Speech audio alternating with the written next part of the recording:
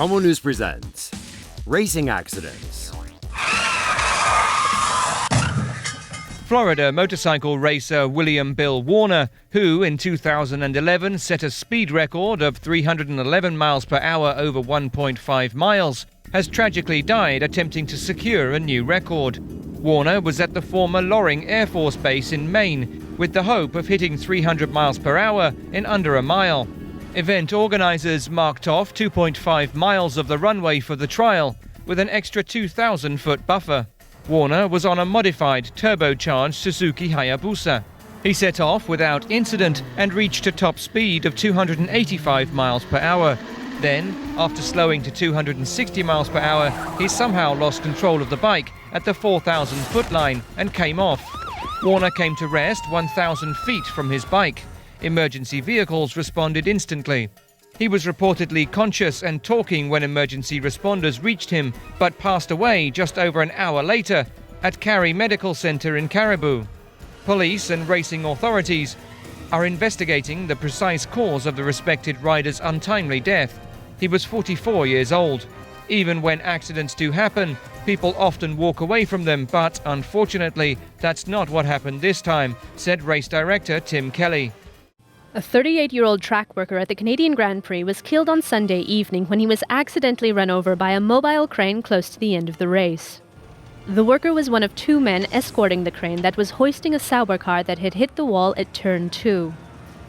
The recovery vehicle was returning to the pits when the worker dropped his radio and stumbled as he tried to pick it up.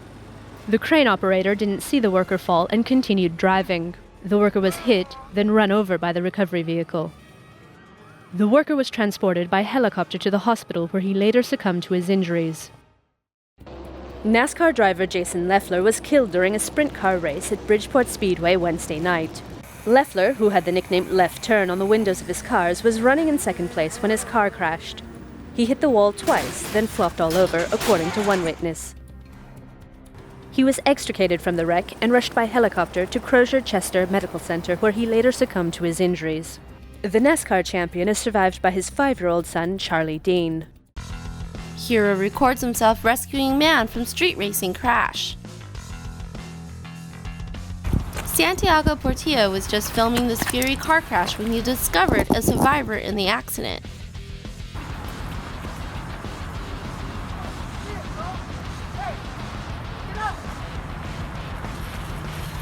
He immediately jumped into action, but he made sure every single second of his heroism was recorded.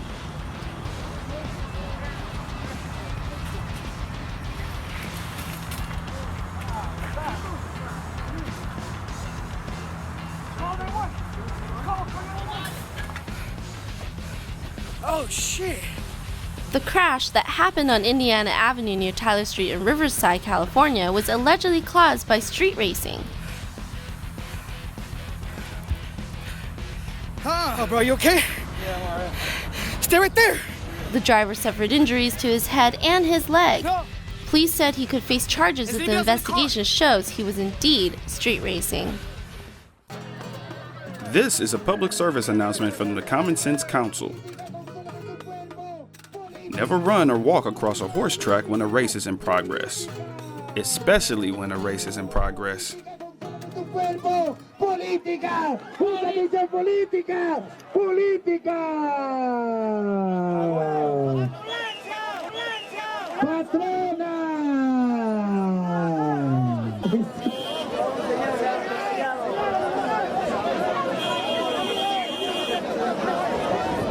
Su madre, tío.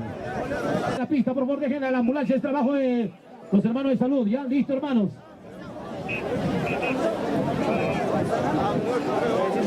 Primer lugar se va directamente a la provincia de Cangallo en el departamento de Ayacucho.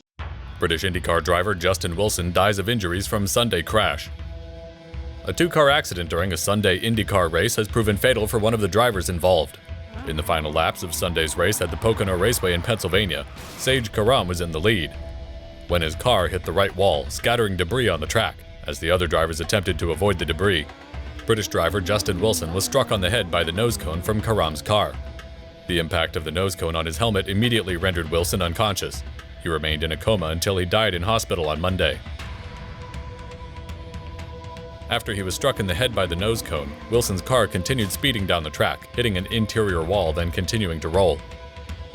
Justin Wilson won 7 times over 12 seasons as an IndyCar driver. He is the first IndyCar driver to be killed in a crash since another British driver, Dan Wheldon, died in Las Vegas in 2011. Out-of-control rally car kills 6 spectators in Spain. A rally race in Spain has been called off after one car lost control and crashed into the crowd.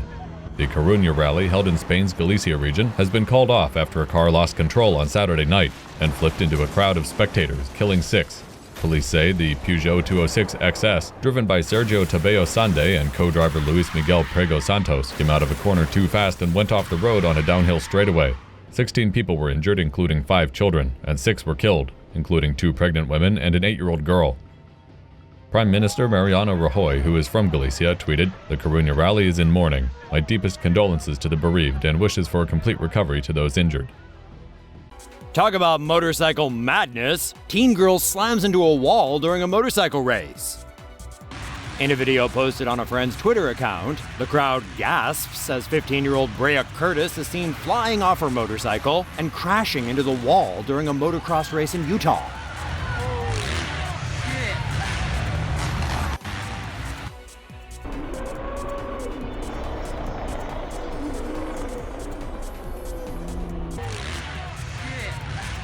According to a photo posted to Curtis's Instagram page, she broke 4 bones in her lumbar vertebrae and fractured her neck. Here's an X-ray photo of the screws now in her spine. Ouch! Her friend also tweeted that Curtis, who is now in an intensive care unit at a hospital, punctured a lung in the crash. Curtis has some pretty loyal friends out there who started a GoFundMe page to help Curtis's family pay for her medical bills. So far, the page has raised almost $7,000. Danish driver Alan Simonsen died after a crash at the 24-hour Le Mans race in France on Saturday. Simonsen was on the 4th lap of the endurance race about 10 minutes in. His Aston Martin was approaching the Tertre Rouge bend when it appeared to lose control. Simonsen hit the safety barrier at a high speed before spinning away. Simonsen was immediately taken to the hospital where he later succumbed to his injuries. The cause of the crash is being investigated. Man hit by former NASCAR driver while running across racetrack.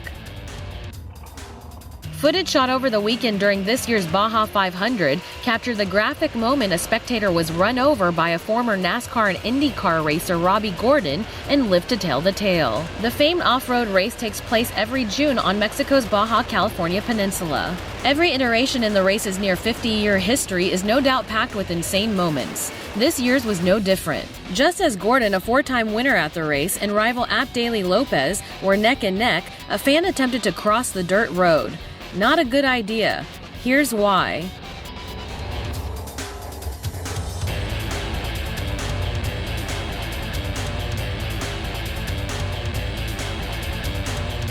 Let's see that again. As Lopez speeds past the crowd of fans, Gordon tries to catch up, but seemingly doesn't catch the side of the spectator. Gordon's truck is seen plowing right over the man as other fans watch in horror.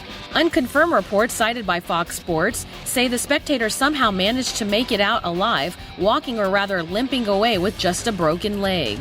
Needless to say, the accident put the brakes on Gordon's attempts to best Lopez, who went on to be crowned this year's Baja champion. If only Gordon had tapped the skills he demonstrated here, he might have just eked out a win. Street race results in crash on Mountainside. In Taiwan, the owner of this dashcam uploaded footage of himself and his friends racing down the mountainside in an attempt to imitate racing scenes from Initial D. The red car in front isn't doing so well, and the driver continually pumps his brakes at every single turn on the road. Finally, the driver loses control and careens off the side of the road, tumbling several feet down the mountainside. The condition of the driver is unknown, but police have stated that street racing is illegal, and according to the video, the group of drivers were traveling at around 75 miles per hour down the winding road. If caught, they face fines between $180 to $720. Head-on collision leaves 1 dead, 1 injured. In Taiwan, 2 friends were out joyriding their scooters late at night when they accidentally struck each other in a head-on collision. The 21-year-old man struck his head and bled out before emergency services could be called. The other man was only 17 years old and found unconscious on the side of the road by emergency crews. A nearby resident heard the crash and called the police. He said many young people came out to this road to race scooters and cars. Neither of the two young men were wearing helmets when they crashed. The 17-year-old has been hospitalized for his injuries. The mother of the 21-year-old wants to pursue charges against his friend for manslaughter. In today's The Locker Room, tragedy hits the track as British racing driver Shaun Edwards was killed in a high-speed crash at the Queensland Raceway near Brisbane.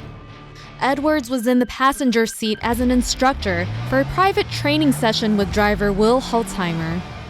The 996 Series Porsche GT3 missed the final turn at Queensland Raceway and ran into the barrier at a speed of 200 kilometers per hour. The Porsche exploded into flames after hitting the wall and killed Edwards instantly. Holtheimer was trapped in the wreckage for 2 hours before being airlifted to the hospital.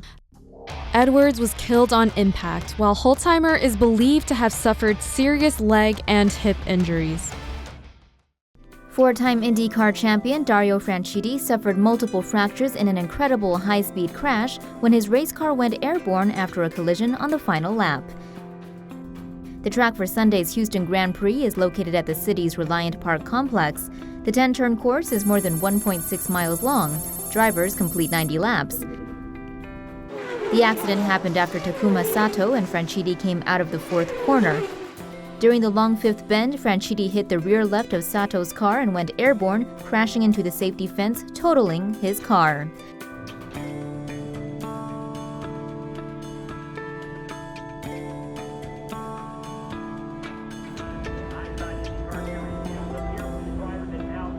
Debris showered into spectators and crew. 13 race fans were injured. The Scotsman suffered fractures in his right ankle, 2 damaged vertebrae, and a concussion. He was monitored in hospital overnight before being released.